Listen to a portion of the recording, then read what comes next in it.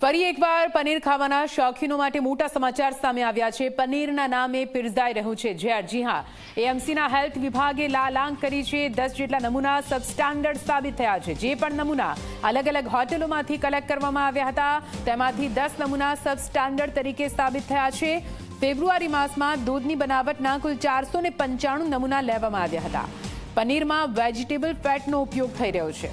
નિયમ અનુસાર એનાલોગ પનીરનો ઉપયોગ કરતી વખતે ગ્રાહકોને જાણ કરવી ફરજિયાત છે, પરંતુ મોટાભાગના વેપારીઓ આ નિયમ છુપાવી રહ્યા છે અને તેને લઈને એએમસીનું ફૂડ વિભાગ હવે એક બાદ એક કાર્યવાહી કરી રહ્યું છે।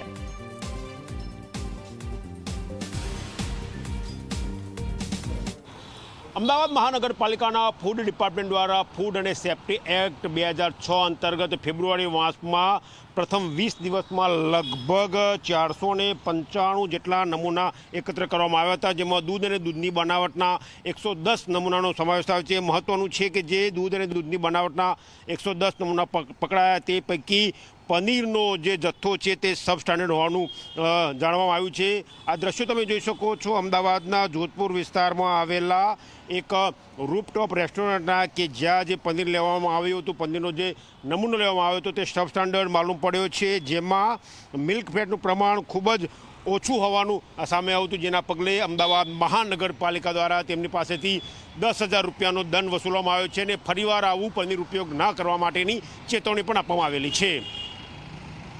કેમેરા પર્સન મુકેશ ચૌહાણ સાથે ગૌરવ પટેલ, ઝી મીડિયા, અમદાવાદ। તો આપ જો 495 જેટલા નમૂના અલગ અલગ ખ્યાતનામ રેસ્ટોરન્ટ અને હોટેલ્સમાંથી લેવામાં આવ્યા હતા અને તેમાંથી 10 નમૂના સબસ્ટાન્ડર્ડ સાબિત થયા છે। આપને સમજવું પડશે કે આ જે પૂરું પનીર અને નકલી પનીરનો ખેલ છે તેમાં વેજીટેબલ ફેટનો ઉપયોગ કરીને બનાવાતું પનીર જે લોકોના સ્વાસ્થ્ય માટે એક મોટો ખતરો બની રહે છે। અમદાવાદ મહાનગરપાલિકા દ્વારા પ્રહલાદનગર રોડ પર આવેલી માખી રસોઈ નામની દુકાનમાંથી પનીરના સેમ્પલ લેવામાં આવ્યા હતા, જે સબસ્ટાન્ડર્ડ હોવાનું માલુમ પડ્યું છે। જે પનીરનું સેમ્પલ લેવામાં આવ્યું હતું તેમાં વેજીટેબલ ફેટનું પ્રમાણ વધારે હોવાનું માલુમ પડ્યું છે, જેના પગલે અમદાવાદ મહાનગરપાલિકાએ માખી રસોઈ નામની જે સ્થાનિક રેસ્ટોરન્ટ છે તેને 10,000 રૂપિયાની પેનલ્ટી ફટકારી છે અને ફરીવાર આ પ્રકારની ભૂલ ના થાય તેની ચેતવણી પણ આપવામાં આવી છે। કહી શકાય કે જે પ્રકારે પનીરના સેમ્પલ સબસ્ટાન્ડર્ડ નીકળી રહ્યા છે તેનાથી ચોખ્ખું દેખાઈ રહ્યું છે કે ક્યાંક ગ્રાહકોના સ્વાસ્થ્ય સાથે ચેડા થઈ રહ્યા છે। કેમેરા પર્સન મુકેશ ચૌહાણ સાથે ગૌરવ પટેલ, ઝી મીડિયા, અમદાવાદ। અને હવે સવાલ એ થાય કે તમે ઘરે કેવી રીતે ઓળખશો કે પનીર અસલી છે કે નકલી?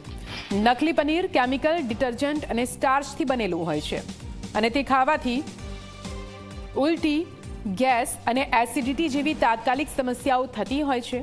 લાંબા ગાળે જો આ પ્રકારનું પનીર ખાવામાં આવે તો તમારી કિડની અને લીવરને પણ ગંભીર નુકસાન પહોંચાડે છે। મેટાબોલિઝમ સિસ્ટમને પણ સ્લો કરી દે છે આ પ્રકારનું પનીર। નકલી પનીર જે છે એ ચૂઈ હોય છે, મતલબ જે તમે એનું ટેક્સચર જોશો ને તો એ રબરી હશે, હાર્શ હશે, અને જ્યારે અસલી પનીર હોય છે તે જે પનીર હોય છે સોફ્ટ હોય છે, બરાબર। તમે એને મેશ કરશો ને તો ઇઝીલી ક્રશ થશે, અને જ્યારે જે નકલી પનીર છે તમે એને મેશ કરવાથી એ રબરી અને એનું ટેક્સચર બહુ હાર્ડ દેખાશે। બીજી મેથડ એ છે કે તમે એને ગરમ પાણીમાં સોક કરશો ને તો ગરમ પાણીમાં સોક કરવાથી જે નકલી પનીર હશે બહુ ટાઈટ થઈ જશે એકદમ, બરાબર, અને જે અસલી પનીર છે એ સોફ્ટ બની જશે। બીજી મેથડ છે કે આપણે એના ઉપર જે આયોડીન જે છે નમક આપણે એડ કરશું તો એના ઉપરથી પણ આપણને ખબર પડશે। જો એમાં એડિશનલ સ્ટાર્ચ હશે પનીરમાં તો એનાથી આપણને ખબર પડશે કે ઉપરનું જે લેયર હોય એ બ્લુ થઈ જાય છે, બરાબર। તો બ્લુ લેયર થવું એટલે કે પનીર નકલી છે।